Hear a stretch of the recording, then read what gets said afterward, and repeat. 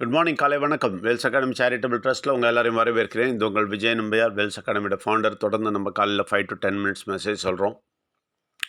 இது mind renewal message mind renewal ப்ரோக்ராமில் இருந்து வருது. மைண்ட் ரெனியூவல் ப்ரோக்ராம் 20 வருஷம் ரிசர்ச் இருந்தோம், 25 வருஷம் எக்ஸ்பீரியன்ஸ்லேருந்து வருது.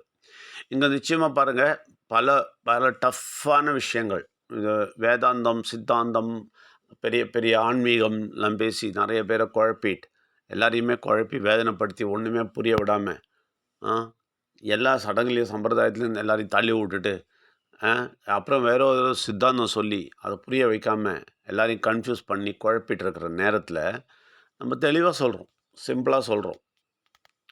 இந்த சிம்பிளாக இருக்கிறத நீங்கள் கேட்கலன்னா வேறு எதுவுமே கேட்க முடியாது உங்களால்.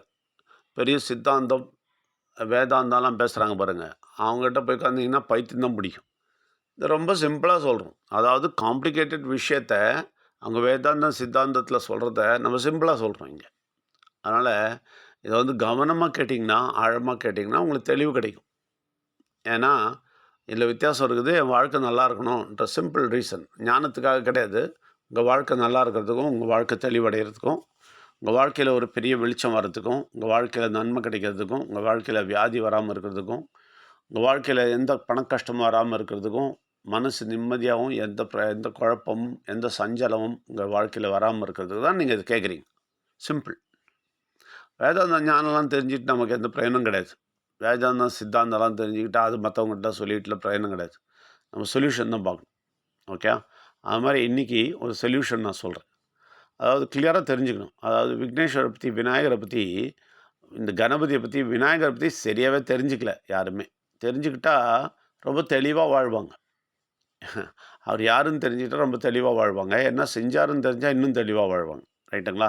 இது பாருங்கள், நம்ம நம்ம நம்ம நமக்கு மனசு இருக்குல்ல, அந்த மனசில் 2 சைடு இருக்குது. 2 சைடு. அதாவது ஒன்று ஆன்மீக காரியங்கள், அதாவது நல்ல ஆத்மா. அந்த ஆத்மா பக்கம் மனசு போகணும். ஆத்மா பக்கம் மனசு போச்சுன்னா, அந்த ஆத்மாவுக்கு எங்கேருந்து எல்லா இன்ஃபர்மேஷன் கிடைக்குதுன்னா, நேராக மேலே இருந்து கடவுள்கிட்ட இருந்து இன்ஃபர்மேஷன் கிடைக்குது.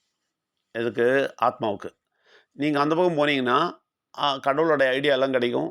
நிறைய விஷயங்கள், நன்மை கிடைக்கும். வியாதியிலேருந்து வெளியே வந்துடலாம், பிரச்சனைலேருந்து வெளியே வந்துடலாம், எல்லாத்துலேருந்து வெளியே வந்துடலாம். அந்த மாதிரி பெரிய பெரிய அட்வைஸு, புரியுதுங்களா? ஞானம், அதாவது எப்படி எப்படி ஹேண்டில் பண்ணணும், என்ன பண்ணணும், எல்லாமே அவர் சொல்லி தருவார் அந்த பக்கம். இந்த பக்கம் வந்தீங்கன்னா, ஓகே, இந்த பக்கம் வந்தீங்கன்னா, இப்போ 7 மணிக்கு செஷனில் உட்கார போகிறேன் நார்த் இந்தியாவில். அவங்களுக்கு நான் ஐபேடில் நல்லா வரைஞ்சே காட்ட போகிறேன். ஆனால் உங்களுக்கு வாயில் சொல்ல வேண்டியிருக்கு. இந்த பக்கம் வந்தீங்கன்னா உலகத்தோட ஜடம், சரீரம் இங்கே இருக்குது, இந்த பக்கம் இருக்குது. இப்போ அது என்ன பண்ணும்? உங்களை எல்லா விஷயமும் உலக விஷயம் சொல்லி, தேவையில்லாத விஷயங்களை சொல்லி அட்ராக்ட் பண்ணி, உங்களுக்கு தேவையில்லாத விஷயத்தில் இழுத்துட்டு போய் உங்களுக்கு பிரச்சனை கொடுத்து, எப்போ பார் பண கஷ்டத்தை பற்றி யோசனை கொடுத்து, எப்போ பார் வியாதியை பற்றி சிந்தனை கொடுத்து, எல்லாம் பண்ணி உங்களை நாசம் பண்ணுறதுக்கு இந்த பக்கம் அந்த சரீரம், ஜடம் ரெடியாக இருக்குது. நீங்கள் இந்த பக்கம் போனீங்கன்னா ஆத்மா கிட்ட போய்ட்டு எல்லா விஷயமும் எடுத்துக்கலாம்.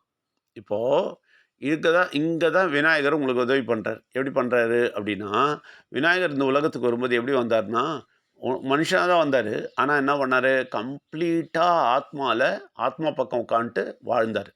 இந்த உலகத்தில் இருந்து காட்டினார், மனுஷனாக இருந்து காட்டினார். அந்த ஆத்மாவில் இருந்ததால் என்னாச்சு? தன்னோட உடம்பை, தன்னுடைய கழுத்தை வெட்டினாலும், தன்னுடைய அடித்தாலும், தன்னோட முதுகை பிச்சு எடுத்தாலும், புட்டுக்கு முன் சம்பந்த கதை கேட்டிருப்பீங்க திருவிளையாடலில்.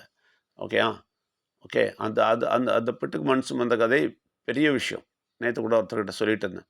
அப்போ அது சிம்பிளாக ஒரே ஒரு பெரம்பில் ஒரு அடிக்கிற மட்டும் பண்ணல, இல்லை பிச்சு பிச்சு எடுத்தாங்க. அப்போ உடம்பெல்லாம் பிச்சு பிச்சு எடுத்துட்டோம், தலையெல்லாம் வெட்டினாலும் எந்த பிரச்சனையும் இல்லாமல் எப்படி அதை தாங்கினார் அப்படின்னு சொன்னால், விநாயகர் அதை செஞ்சார் அப்படின்னா, விநாயகர் தலை போச்சு, எப்படி திருப்தியாக சந்தோஷமாக கொடுத்தாரு அப்படின்னா, ஏன் கொடுத்தாருன்னா, அவர் ஃபுல்லாகவே ஆத்மாவில் நிரம்பியிருந்தார். புரியுதுங்களா?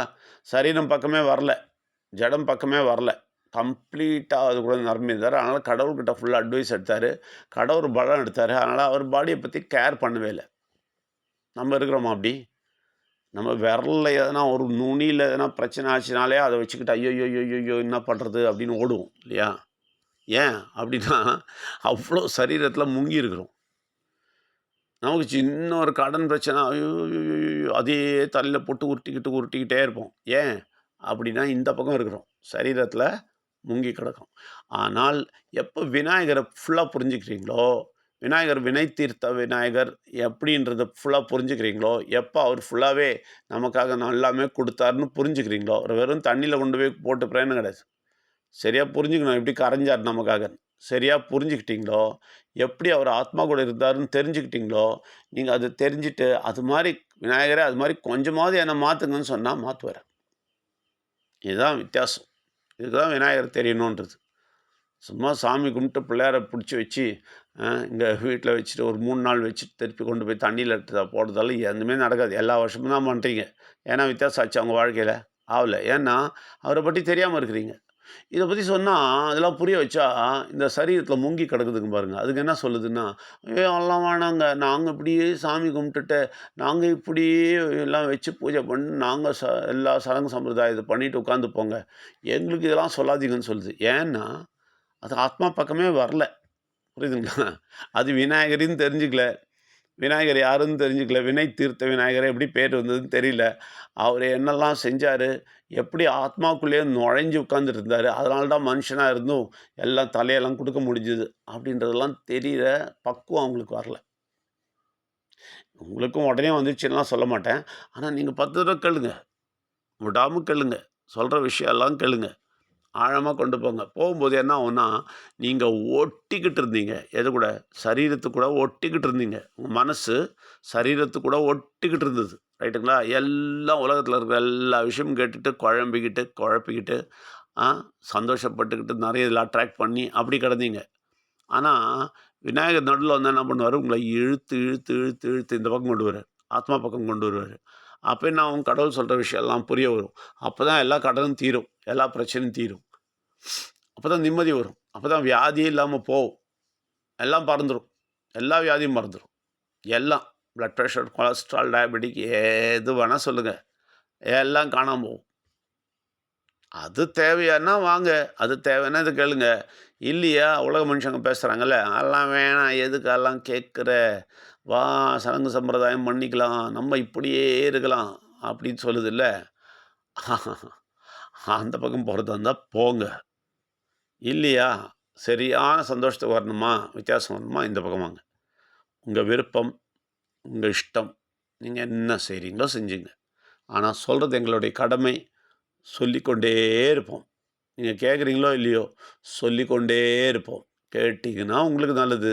கேட்காம அவங்க விஷயம் கேட்டுக்கிட்டு அவங்க கூடயே இருப்பேன்னு சொன்னீங்கன்னா, உங்களுக்கு என்ன ஆகும்னு எனக்கு தெரியாது. நான் சொல்ல விரும்பல என் வாயில. ஆனா, இத கேட்டீங்கன்னா உங்களுக்கு நல்லது. ஆத்மா சொல்றத கேட்பீங்க, கடவுள் சொல்றத கேட்பீங்க. அது ரொம்ப தெளிவான ஞானம் வரும். சரியான ஐடியா வரும். உங்க வாழ்க்கையில பெரிய தீர்மானம்லாம் எடுப்பீங்க. வாழ்க்கை நல்லபடியா போகும். அதனால நீங்க தான் தீர்மானிக்கணும். உங்களை வரவேற்கிறோம். நன்றி, வணக்கம்.